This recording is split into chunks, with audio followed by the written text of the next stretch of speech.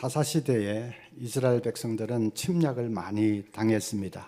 한 번은 모압이 침략을 해왔습니다. 모압 왕 에글론이 이스라엘을 침공해서 짓밟고 약탈하고 무려 18년 동안이나 식민 통치를 했습니다. 이스라엘 백성들이 너무 힘들어서 못 살겠다고 하나님 살려달라고 울부짖었습니다. 그러자 하나님께서 그 기도를 들으시고 사사를 한 사람 세워서 이스라엘 백성들을 구원해 주셨습니다. 그 사사 이름이 에훗입니다. 그런데 15절에 보면 에훗은 왼손잡이였다라고 합니다. 왼손잡이든 오른손잡이든 그게 뭐 중요하다고 성경에까지 기록을 해서 그냥 두고 오는 사람들이 읽도록 했을까?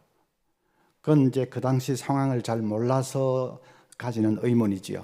그 당시는 왼손을 아주 약하고 불결하고 추한 손으로 생각을 했습니다. 그래서 오른손을 쓰지 못하고 왼손을 쓰는 사람을 아주 심각하게 장애를 가진 사람으로 생각을 했습니다.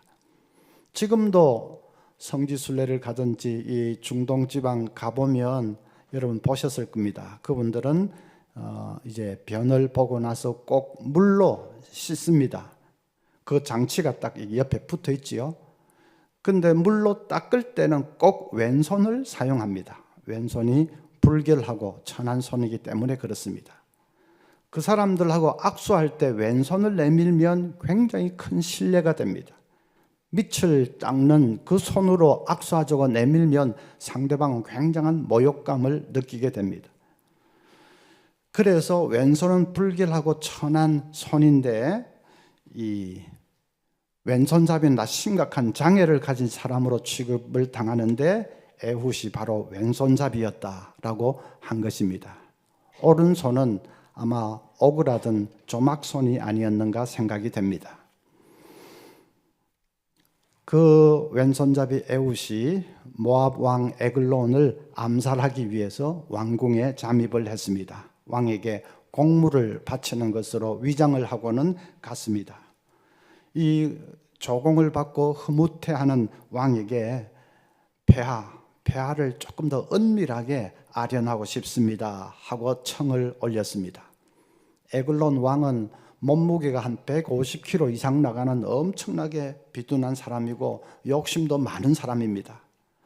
왕을 은밀하게 뵙고 싶다고 하니까 뭔가 더 엄청난 것을 바칠 게 있는 모양이다 싶어서 주위의 신하들과 호위병들을 다 물러가라고 했습니다.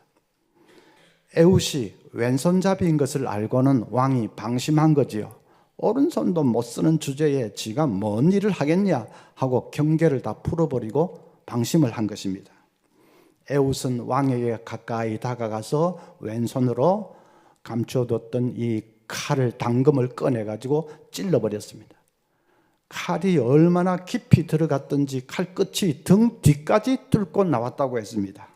22절에 칼자루도 나를 따라 들어가서 그 끝이 등 뒤까지 나갔고 그가 칼을 그의 몸에서 빼내지 아니하였으므로 기름이 칼날에 엉겼더라. 한글 성경에는 이렇게만 되어 있는데 히브리어 원어 성경을 보면 기름이 칼날에 엉겼더라. 그 뒤에 그리고 똥이 나왔더라 라는 말도 이 원어 성경에는 있습니다. 그 비둔한 몸에 갑자기 칼이 들어가니까 그 기름이 칼날에 엉기는 것은 물론이고 그 충격으로 똥이 그냥 몸 밖으로 나온 것입니다. 24절에 에훗이 나간 후에 왕의 신하들이 들어와서 다락문들이 잠겼음을 보고 이르되 왕이 분명히 서늘한 방에서 그의 발을 가리우신다 하고, 여기 발을 가리우신다 하는 발 앞에 각주 번호가 1번 달려있죠. 성경 펴지도 않았습니까? 예. 1번 달려있지요. 예, 좋은 성경에는 다 있습니다. 그 각주 1번을 따라 제일 밑에 난외 줄을 보면 1 뭐라고 되어 있습니까? 용변을 본다.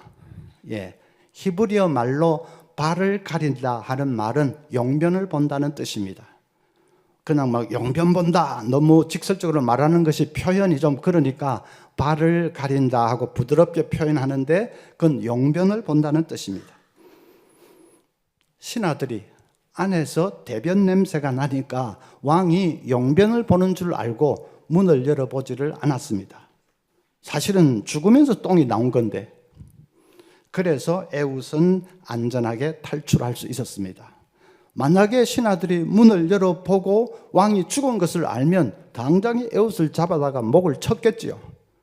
그런데 용변 보는 줄 알고 문을 열어보지 않았고 에웃은 안전하게 탈출을 했습니다. 그 길로 에웃은 에브라임 산지로 가서 나팔을 불면서 이스라엘 장정들을 불러 모았습니다. 그리고 모압과 마지막 최후의 일전을 벌립니다. 왕이 죽어버린 모압은 이미 전의가 꺾일 대로 다 꺾여버린 상태였습니다. 그래서 이스라엘은 모압의 정예병사 10,000명을 몰살시키고 대성을 거두게 됩니다.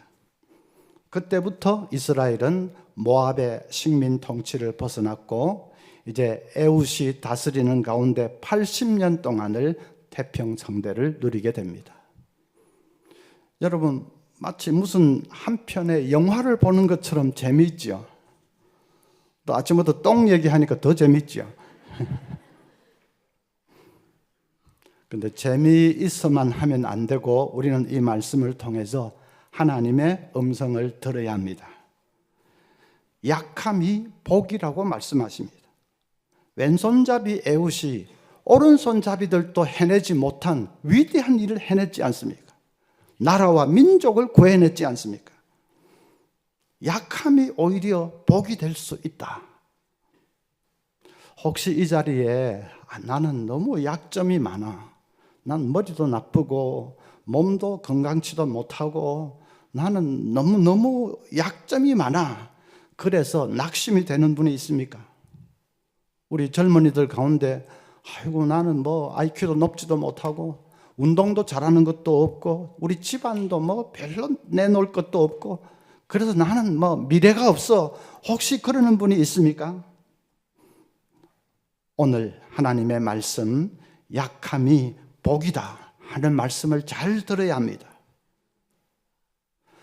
약함이 어떻게 복이 될 수 있을까? 약함이 복이 되는 것을 어떻게 하면 체험할 수 있을까?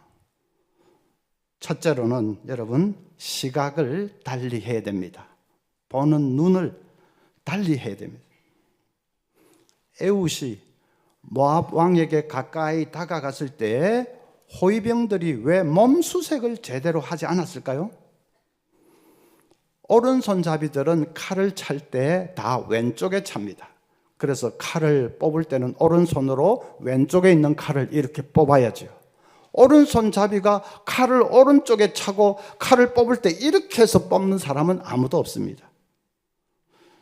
그래서 소위병들은 다 오른손잡이들이고 칼을 다 왼쪽에 찼으니까 에훗도 왼쪽만을 주로 수색을 한 것입니다. 왼쪽만을 한번 실컷 보고는 통과 이렇게 한 것입니다. 사실 에훗은 칼을 오른쪽 안쪽에 차고 있었죠.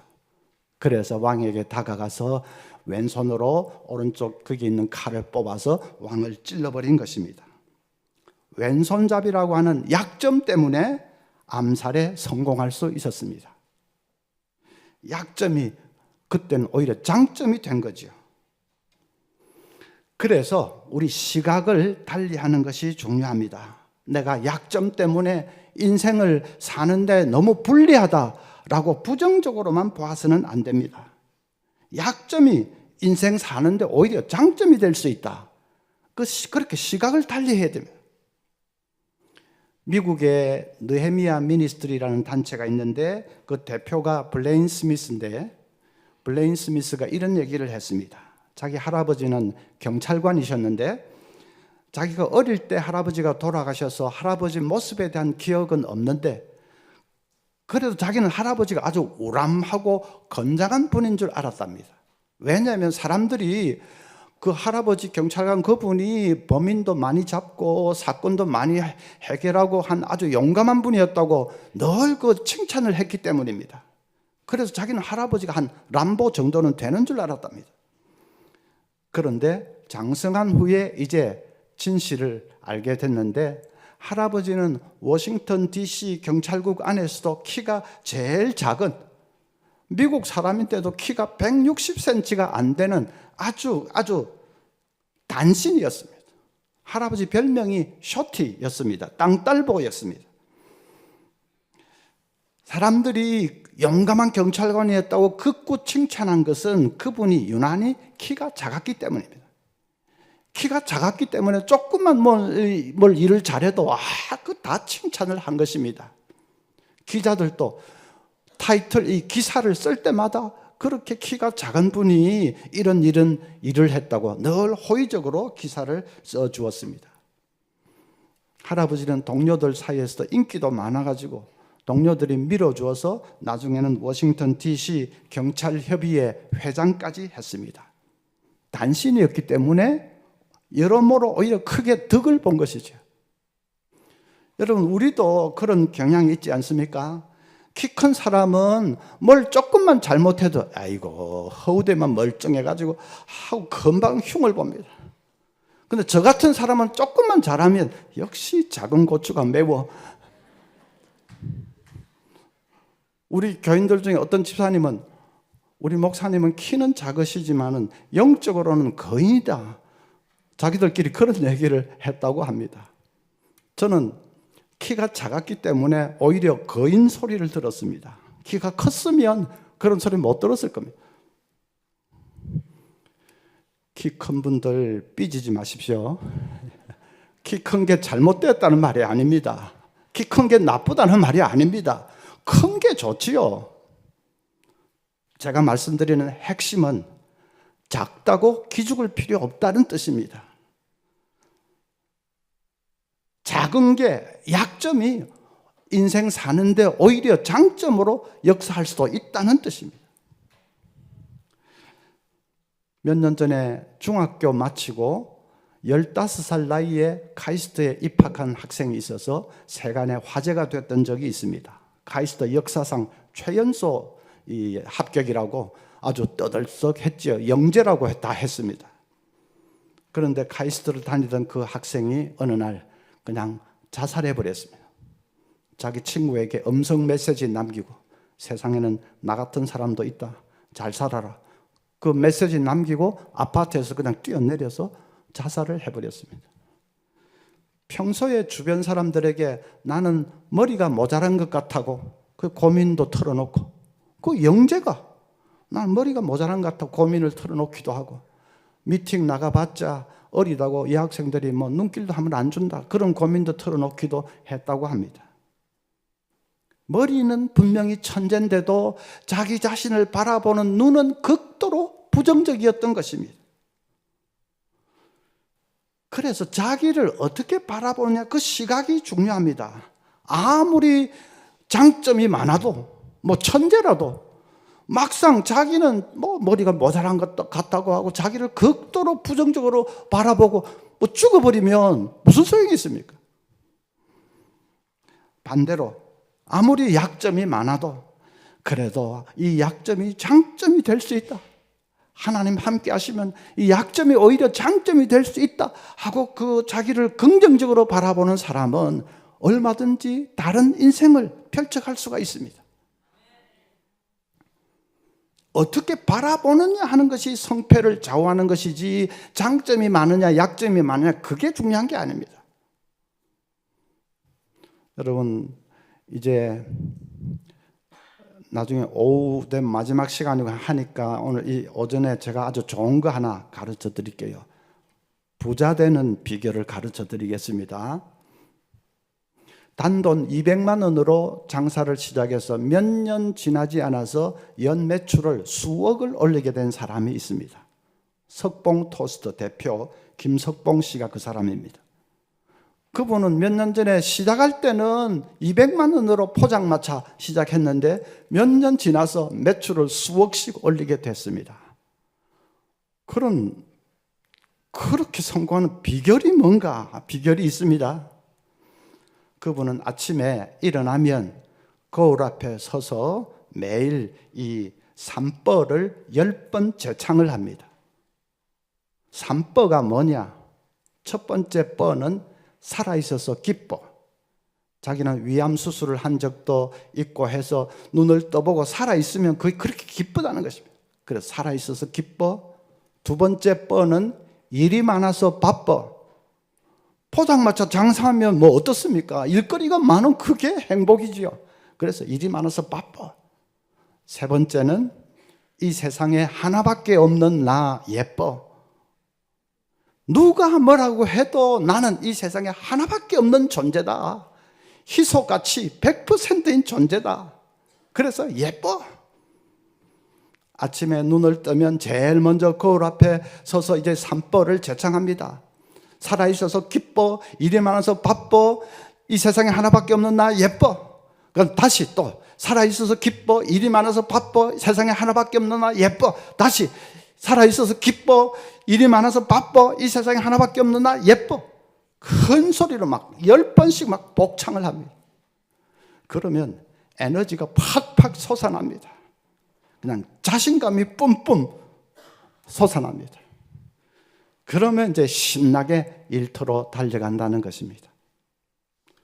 여러분 들어보니까 이야, 그 정도 정신력으로 일을 한다면 진짜 몇 년 만에 매출 수억씩 되겠다 싶으시지요? 아닙니까? 그렇지요. 우리도 자신을 그렇게 긍정적으로 바라볼 수 있어야 됩니다. 이 세상에 하나밖에 없는 나 예뻐. 누가 뭐라고 해도 나는 이 세상에 하나밖에 없는 존재입니다. 누가 뭐라고 해도 나는 귀중한 존재입니다. 예수님이 나를 위해서 죽으실 만큼 나는 귀한 존재입니다. 예수님 생명하고 맞바꿀 정도로 나는 귀한 존재입니다.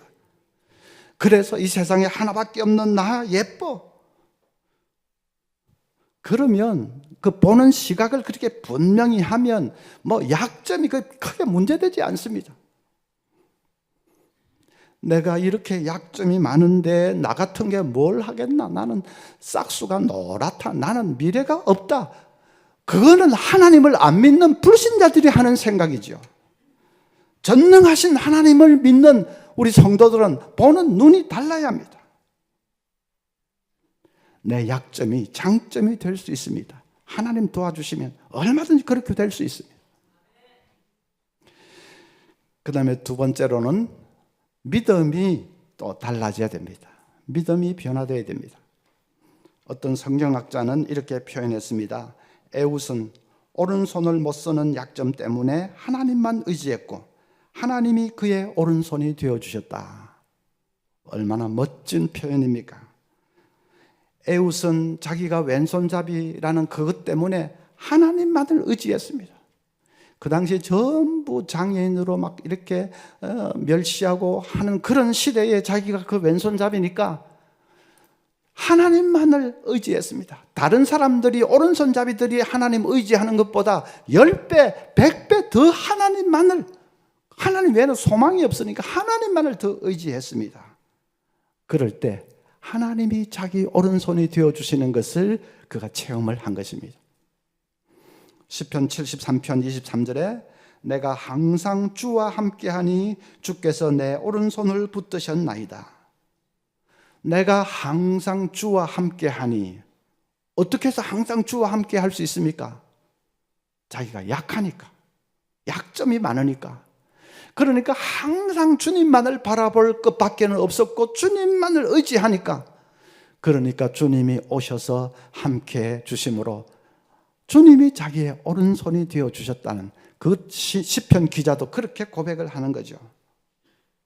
여러분, 인간이 얼마나 간사한지 자기에게 좀 능력이 있으면 하나님을 잘 의지하지 않습니다. 말은 주여 주여 말은 그래 해도 속으로는 자기가 뭐 좀 능력이 있고 그러면 하나님을 전심으로 의지하지는 않습니다. 그래서 그런 사람은 기도를 최후의 수단으로 생각합니다. 자기 힘으로 이렇게도 해보고 저렇게도 해보고 다 해보다가 그것도 저것도 안 되면 마지막으로 기도나 한번 해볼까? 그래서 기도를 최후의 수단으로 생각합니다. 자기 힘으로 다 하다가. 그런데 자기에게 약점이 많기 때문에 하나님만을 전심으로 의지하는 사람은 기도가 최후의 수단이 아니라 기도가 유일한 수단입니다. 처음도 기도, 마지막도 기도, 처음도 하나님 바라보고 마지막도 하나님 바라보고, 자기가 약하니까 하나님 의지할 것밖에 없으니까 그렇게 하나님 바라보는 것이죠. 기도에 그러니까 생명을 걸고 기도가 유일한 수단입니다. 하나님은 그런 사람을 외면하지 않으십니다. 내가 너의 오른손이 되어주마. 하나님 오셔서 함께 해주십니다. 그러면 자기 힘 의지하고 뭐 이 기도를 최후의 수단쯤 알고 하는 사람보다는 나중에 보면 결국은 그 약한 사람, 기도를 유일하게 생각한 사람, 그 사람이 더 성공하는 거죠. 토끼가 거북이보다 능력이 훨씬 더 뛰어났지 않습니까? 그래도 결국은 승리하는 건 거북이였지 않습니까? 그래서 약함이 복이다. 약함이 복이다. 왜냐하면 약함 때문에 하나님만을 의지하게 되었고, 그러면 하나님이 그를 도와주시기 때문에. 사도 바울이 그 체험을 확실하게 했습니다. 사도 바울에게 아주 중한 병이 있었지 않습니까? 너무 괴로워서 그걸 육체의 가시라고 불렀습니다. 이 가시만 없다면, 병만 없다면 하나님의 일을 더 잘할 수 있겠는데, 그래서 이 가시 없애달라고 간절히 기도했지요. 그런데 얼마 후에 응답이 왔는데, 응답이 이렇게 왔습니다. 고린도후서 12장 9절에 나에게 이르시기를 내 은혜가 네게 족하도다. 이는 내 능력이 약한 데서 온전하여짐이라 하신지라. 그러므로 도리어 크게 기뻐함으로 나의 여러 약한 것들에 대하여 자랑하리니 이는 그리스도의 능력이 내게 머물게 하려 함이라. 가시를 그대로 짊어져라 하는 것이 응답이었습니다. 병을 그대로 앓으라 하는 것이 응답이었습니다. 그래서 약할 대로 약해져서 그러면 이제 다른 거 뭐 의지할 게 없으니까 전심으로 하나님만을 의지하게 될 것이고, 그러면 그때부터는 이제 네 힘으로가 아니라 내 능력으로 살게 해주겠다. 그것이 응답이었습니다. 그 응답이 너무나 생생해서 사도 바울이 이렇게 고백합니다. 나의 여러 약한 것들에 대하여 자랑하리니. 전에는 내 약한 거 이것 때문에 하나님의 일을 잘 못하겠다, 약한 것 때문에 너무 뭐 지장이 많다 그랬는데 이제 완전히 달라져. 약한 걸 자랑하고 떠들고 다니겠다. 왜냐하면 그 약한 것이 하나님의 능력의 통로가 된다는 걸 알았기 때문에, 하나님의 축복의 통로가 된다는 것을 알았기 때문이죠. 어떤 장로님은 의사셨는데 40대 때 벌써 은혜를 받았습니다. 그래서 그분이 근무하는 병원이 김해 쪽에 있었는데 토요일 저녁마다 그 무척산 기도원에 올라가서 밤을 새워서 기도하시고 주일날 새벽에 내려오십니다. 40대 그 젊은 분이 어떻게 그렇게 기도에 이 은혜를 받았는지, 특별한 일이 있어서 그런 것도 아니고 그냥 기도에 목말라서 의사분이 그냥 토요일 저녁마다 무척산 기도원 올라가는 거 얼마나 힘듭니까? 그래도 그 올라가가지고 밤을 새우면서 산기도 하고 주일날 새벽에 내려옵니다. 그 소문이 점점 나가지고 주위에 다른 의사들도 이제 하나씩 둘씩 붙기 시작하고 병원의 직원들도 붙기 시작하고, 그래서 나중에는 막 한 20명이 같이 막 올라가고, 많을 때는 막 30명씩 올라가가지고 밤새 기도하고 새벽에 내려옵니다. 그러다가 한참 후에 장로님이 이제 몸이 안 좋아서 이렇게 진찰을 해보니까 이 이비인후과 계통에 암이 생겼습니다. 좀 독한 암이었던 것 같습니다. 큰 수술을 3차례나 하고 항암 치료는 수십 번을 했습니다. 그래서 나았다 했는데 작년에 재발이 됐습니다. 의사들이 보고는 이 이비인후과 계통의 뼈도 다 녹아내리고 살과 근육도 녹아내리고 엉키고 해가지고 이거는 수술도 못합니다. 또 뭐 다른 데도 전이도 됐는지 수술도 못합니다. 그랬습니다. 그런데 장로님 기도하시는 분이니까 이제 다시 더 열심히 기도를 하면 마음속에서 아닌데 한 확신이 드는 겁니다. 성령의 음성을 정말 들었는지 뭐 이렇게 해서 내가 끝나는 이 땅에 이제 이 생명이 끝나는 그거는 아니다 하는 확신이 듭니다. 그래서 뭐 부산에서는 다 그렇게 말하니까 그럼 서울에 가서 한번 알아보자. 서울 삼성병원에 가서 이제 했더니 그 의사들이 조금 몇 가지 이 조치를 하고는 수술을 해봅시다. 부산에서는 수술도 못한다고 했는데 수술해 봅시다. 열어 가지고 구석구석까지 다 긁어내었다고 합니다. 다 긁어내고 그리고 정밀 조사를 했더니 암세포가 없습니다. 암이 아니었습니다. 그 수술하고 나서 항암 치료하는 그게 너무 독해가지고 뼈하고 살 이런 게 좀 녹아내렸던 것입니다. 항암 치료의 후유증이었지 그게 암세포가 아니었습니다. 그래서 장로님이 이제 지금은 항암 치료 후유증을 좀 치료하는 그런 단계에 있고 목은 꽉 쉬어서 소리가 잘 안 나오지만 그건 암 때문이 아니고 후유증을 치료하는 그런 과정에 있습니다. 그 장로님은 이 근처에 사십니다. 이름만 대면 여러분도 아실 겁니다. 그 40대 때 은혜 받고 기도하고 한 그게 장차 닥칠 위기를 하나님께서 미리 기도 막 이렇게 대비시킨 거죠. 그리고 이제 재발하고 일했을 때 진짜 낮아질 대로 약해질 대로 인간으로서는 최고로 그냥 약해진 거 아닙니까? 그러니까 진짜로 더 하나님만 의지할 것밖에 없고 기도가 진짜 유일한 수단이고 그래서 기도하니까 하나님께서 그냥 하나님의 살아계심을 확실하게 보여주셨습니다. 다 나라 도망가고 없습니다. 그래서 여러분 약함이 복입니다. 약함이 없었다면 입술로 주여 주여 하지만 전심으로 하나님 의지하지는 않았을 겁니다. 인간이 간사해가지고. 약함 때문에 이제는 사나 죽으나 하나님께 다 맡기고 그냥 전심으로 의지하게 됐고 하나님께서 그 믿음을 보시고 이 능력의 손으로 어루만져 주셔서 기적이 일어나게 하죠. 그러니까 결과적으로는 약함이 복이지 않습니까? 마지막 세 번째로 약함이 복인 것을 체험을 하려면 삶의 목적이 변화되어야 합니다. 27절부터 그가 이르러 에브람 산지에서 나팔을 불매 이스라엘 자손이 산지에서 그를 따라 내려오니 에웃이 앞서가며 그들에게 이르되 나를 따르라 여호와께서 너희의 원수들인 모압을 너희의 손에 넘겨주셨느니라. 에웃이 그냥 이제 에글론 왕은 암살을 했고 이제는 나팔을 불면서 잠자고 있는 이스라엘 백성들을 깨웁니다. 나를 따르라 일어나라 싸우자. 아마 잘 모르는 사람은 비아냥됐을 겁니다. 저 왼손잡이 장애인 주제에 뭐 잘났다고 떠들어대냐 하고 비아냥됐을 겁니다. 에웃이 그걸 모를 리가 없습니다. 그래도 그 아랑곳하지 않고 그냥 일어나자 일어나라 한 것은 에웃의 가슴 속에 불이 타고 있었기 때문입니다. 하나님의 영광을 위해서 살고 싶은 열정이 불꽃처럼 타오르고 있었습니다. 하나님의 백성들이 어떻게 이방민족에게 짓밟힐 수가 있냐? 하나님의 영광이 어떻게 짓밟힐 수가 있느냐? 안 된다, 일어나자. 가슴 속에 불이 타고 있었기 때문에 그의 삶의 목적은 분명했습니다.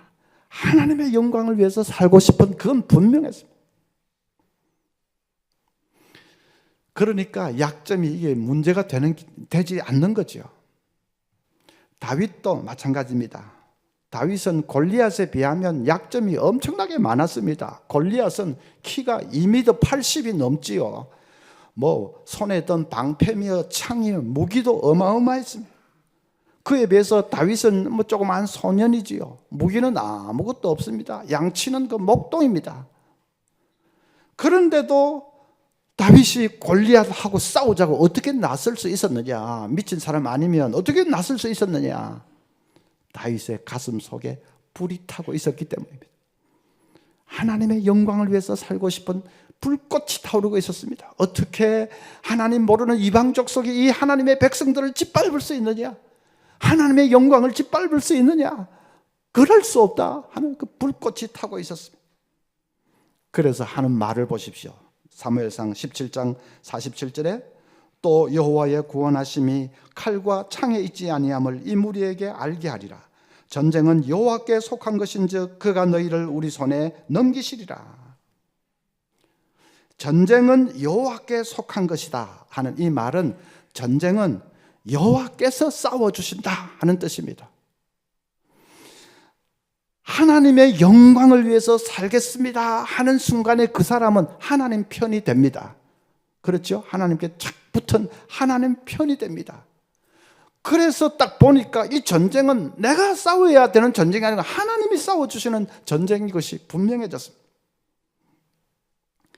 그러니까 보는 눈이 첫째로 달라졌습니다.